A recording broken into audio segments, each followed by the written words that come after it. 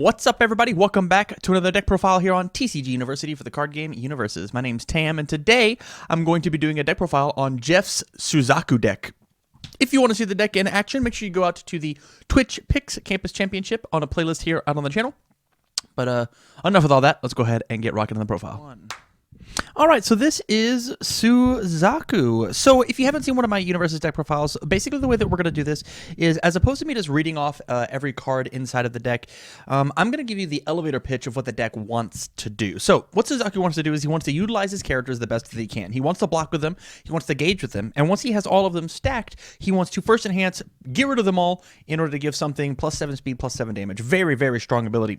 Just kind of wants to Spirit Bomb on that thing, and then use the 7 diff Ultra Rare, which is the first attack we'll talk about, to attach him back all, and then play another attack, and then do it again, and then do it again, and then do it again. He just wants to swing these 7 speed, 7 damage buffed attacks as much as we can. So the first thing we got to do is we have to play 3 additional Suzakus. You have to play 4 of this character. It's one of the hardest characters inside of Yu Yu Hakusho to build, exclusively because you do have to find 4 characters. Just getting a singular box means that you can't actually get all of this. So it's important that you pick up the extra ones. Not that expensive. In order to make sure that our character stacking plan works, we're playing 3 Here We Go.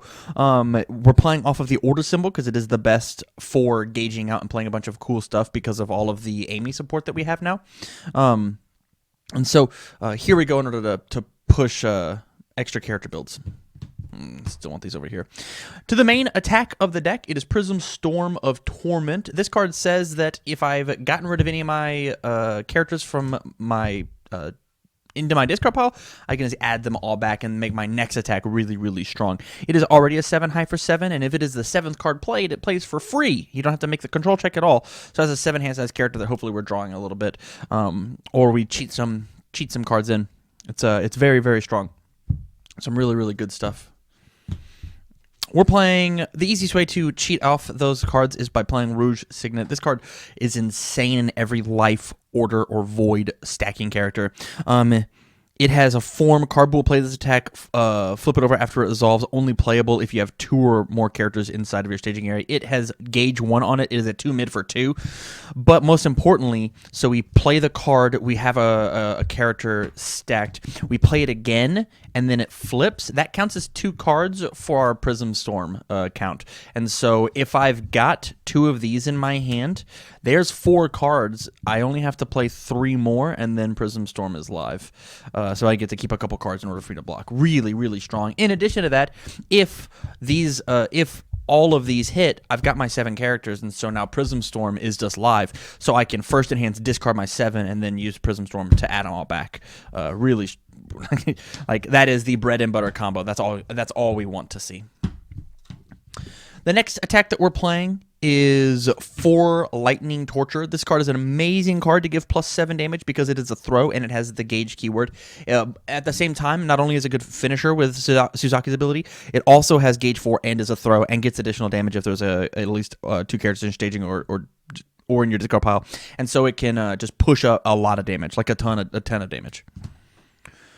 We're playing 2 Rose Mystique. This card's a little extra. It doesn't necessarily need to be in the deck, but there's plenty of stuff that we can do with our momentum, and this is a good momentum out. Discard 1 card for every character in my staging area, and so I can't first enhance and give it 7/7 and then make you discard your whole hand, but I can certainly discard your whole hand and then 7/7 on something else, which is still just enough to kill you. Putting 7/7 on something that's is unblockable. It's really strong.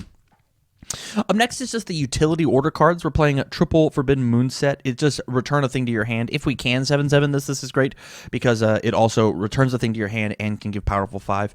And so making this a 10 high for whatever is just good enough by itself if we can Suzaku it off.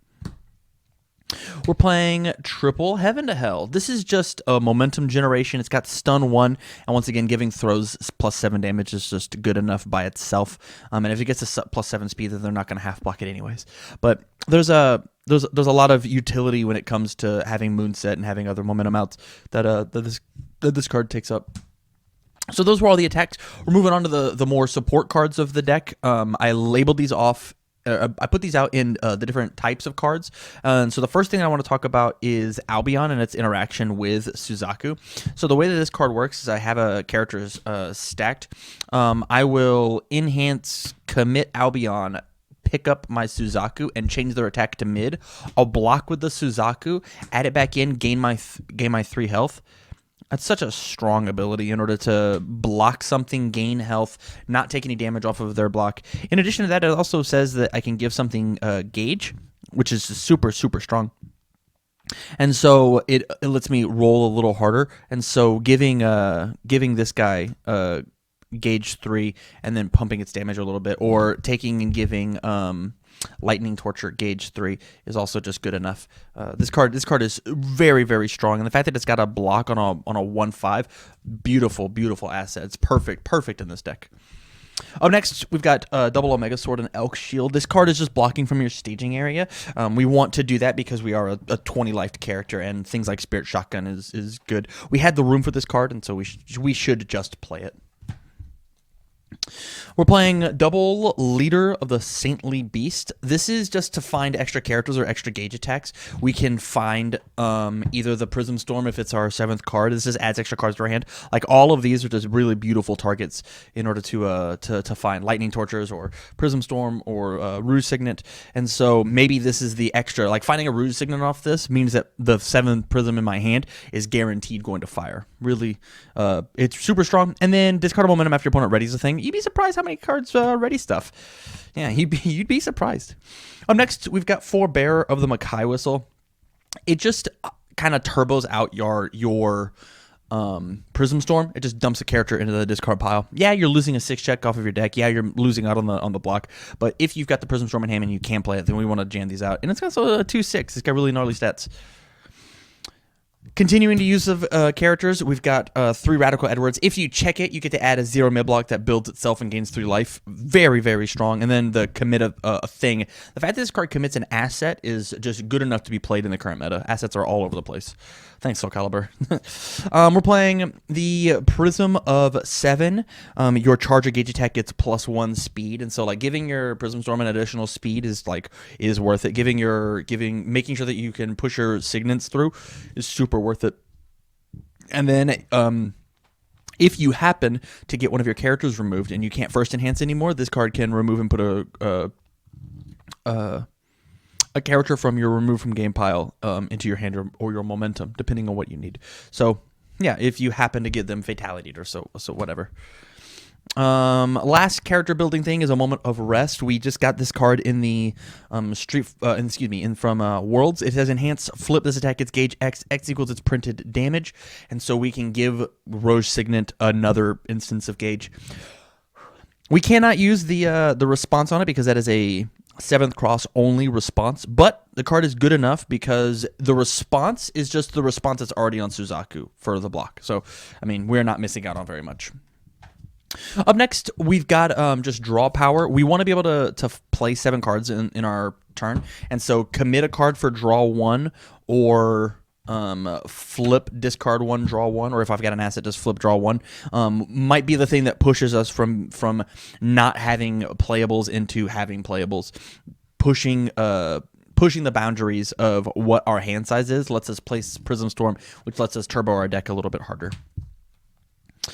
In order to make sure that my Suzaku response on the block can trigger, I gotta have Speed Hate, and Feifei is just the perfect answer for that under order. It's got a beautiful spam, it's got a good low block.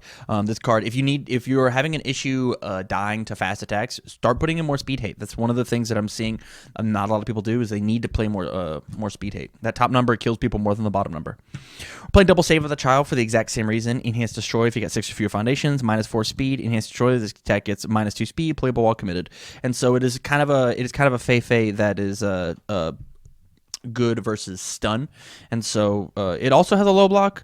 It's also a 1/5 too low, so like they're doing the same job but just in a slightly different fashion. You play one in one scenario and one in the other. On to the please still don't kill me stuff. last of his kind, pay 2 life, you don't die, and then once you're at desperation, all your attacks get +2 damage. Part of the issue that Suzaku has is, yeah, you can play a bunch of cool attacks, but unless you can trigger that first enhance multiple times a turn, killing people is a bit of an issue. And so at desperation, once we hit 9 health, so less than half your health, our desperation is live, and everything just gets an extra 2 damage. It really helps out with the gauge stuff as well. We're playing 1 Patriot stance. The only thing that we get to do here is after I gain 3 with Suzaku's ability, I'm going to respond and gain an additional 1. It's super possible with this and blocking a couple times that we go from desperation all the way back to full.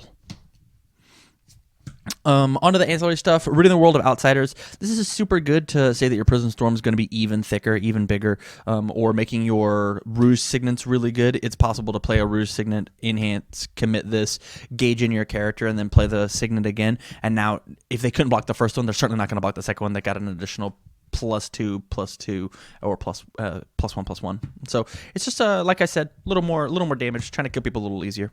We're playing double Manifestation. This card's super good. It's just a 1/6. There's a little bit of stun hate. And stats are good. Big stats. 6 checks are really good whenever you have to jam out that 7 diff on as your first form. It's totally possible that you start your turn with the first form and then end your turn as the static on the card. And so only committing 1 foundation as opposed to 2 might mean that you get to play the other 5 cards in your hand in order to play the 7th one for free. Next, we're playing Pursuing a Vendetta. I need to make sure that my foundations stay where they're at, or I've got foundations that you don't want me to add in, like Tijuana Groceries. Tijuana Groceries is just a free +1 to your check for as long as you have to commit something. So when I play the 7 diff, like imagine I play the 7 diff, I check the Manifestation, commit Tijuana, remove 2 foundations, ready Tijuana. I actually played the 7 diff. It's a 7 high for 7, and I just played it for free. So this card's incredibly strong whenever you've got high difficulty stuff, or you've got really, like, if your entire attack lineup is 5 difficulties, then you need to be playing something like Tijuana that readies itself back up so that you don't get punished as you continue on your big strings. 2, 1.